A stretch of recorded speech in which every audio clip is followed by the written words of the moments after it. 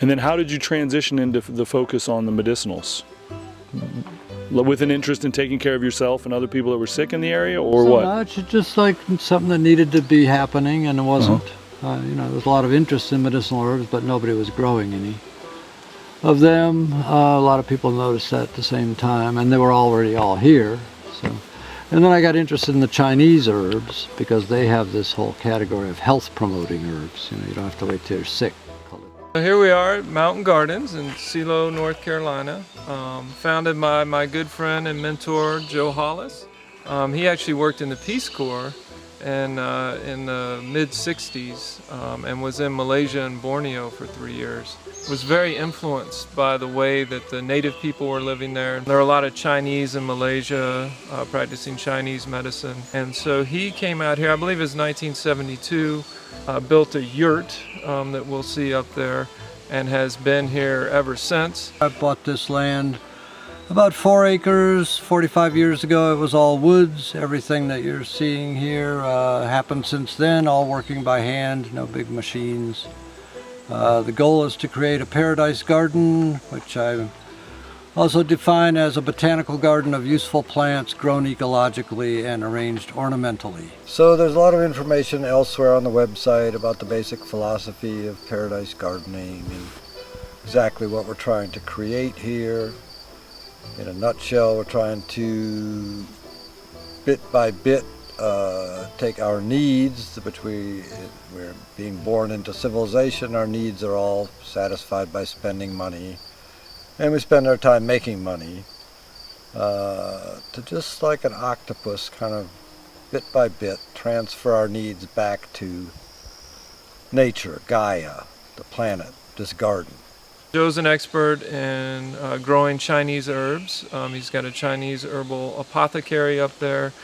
He's got his own gardening philosophy called Paradise Gardening. That is actually starting to be referenced in a lot of different gardening books.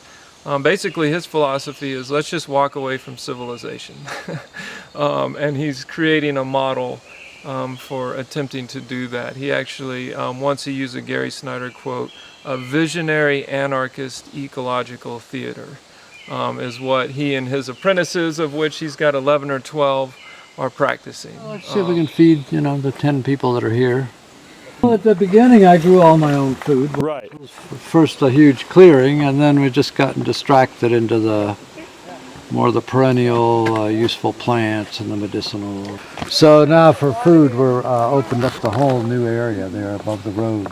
All of Mountain Gardens is south-facing, and it's warmer than it would be in the river valley or up on the ridge.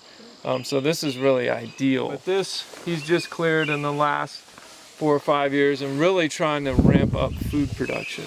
Fruit trees and vines and vegetables. Really, I mean, you know, I come up here walking with all sorts of botanists, experts from all over, you know, and they get confused just because, so, like his initial thing was that this is actually, southern Appalachia is a remnant of Arcto-Tertiary geoflora that covered Pangaea at one time. So the mountains here are very similar to the mountains of central China. You walk into forest in central China, it looks like southern Appalachia, except for it's more speciated.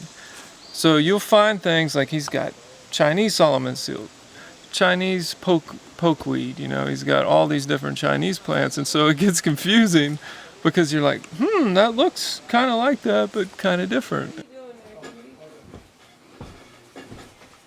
Utilize all those. These are all Chinese herbs. We probably grow about 80% of these. What's in the jars is not coming out of my garden for various and sundry reasons. For one thing, we don't have a very good way to dry herbs. And then secondarily, we don't really have all that much of any one given herb.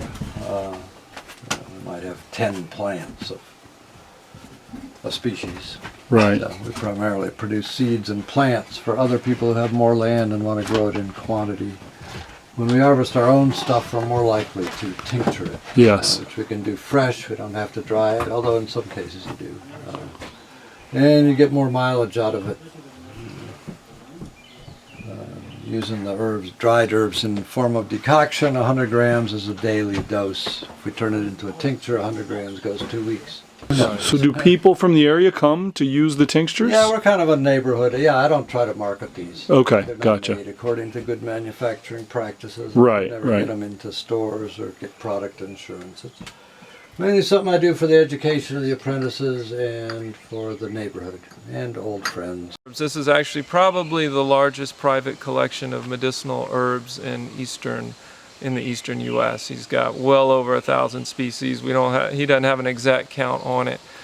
Completely off grid, and just a really, really amazing place. I actually spent a year here in 1998, 1999, living here. I ran sort of the heirloom vegetable garden. Yeah, it works well. Yeah, they have a good time. We get a lot done.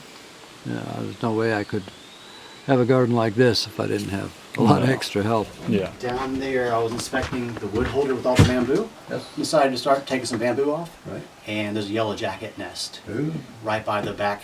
If you're facing it, with your back into the driveway, back right-hand corner. Facing it, get back. Okay. So we just need to go after them. So I got nailed. I got nailed like 3 times, but Yeah, I think we found another one down there too.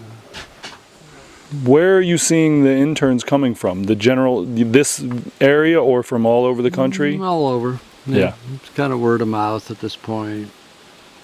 A lot of it, but we are on different lists. We're on the woofing list, and we're on the ATRA list, and several other lists. So some people find us that way. And then we're making all these YouTube videos now, and people see those, and they get interested. So. All right, it's May 12th. We're here in Mountain Gardens. We want to look at a particular Chinese herb which is in bloom right now. This one here is going to be the beautiful Chinese lily by He. We're going to look down here at this little aroid, jack-in-the-pulpit relative, called Pinellia tornata. The Chinese name is Ban Xia. That's a fairly important herb in Chinese medicine, so you can see the relationship to jack-in-the-pulpit. This is the arum family. The flower consists of a spadix, which is the inside part that's got the fertile parts, and then it's surrounded by the spathe.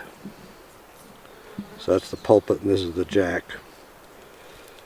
So all of these are a little bit toxic, everything in the jack-in-the-pulpit family, even though the Indians used to eat our native jack-in-the-pulpit. It's known as Indian turnip. They would steam them for a while. It's got some kind of crystals, maybe calcium oxalate, that are extremely painful in your mouth, although not really fatal, but nothing anyone would ever want to do more than once. So there's various ways of destroying those. I think just lengthy drying is supposed to do it, or cooking in a pit is how the Indians did it. The people here, you see all these apprentices, and Joe, the herbs and the plants are being interacted with on a day-to-day basis. They're learning about medicinal properties, they're using them in tinctures, using them in cooking. It's more of an interaction instead of at a botanical garden where you just walk through and you're disconnected from the plants. It's like, you got to make up your mind that's what you're doing with your life. You don't just do that and then change your mind. Yeah. Yeah, but pretty amazing. Not as bad as getting a PhD. About like that, yeah.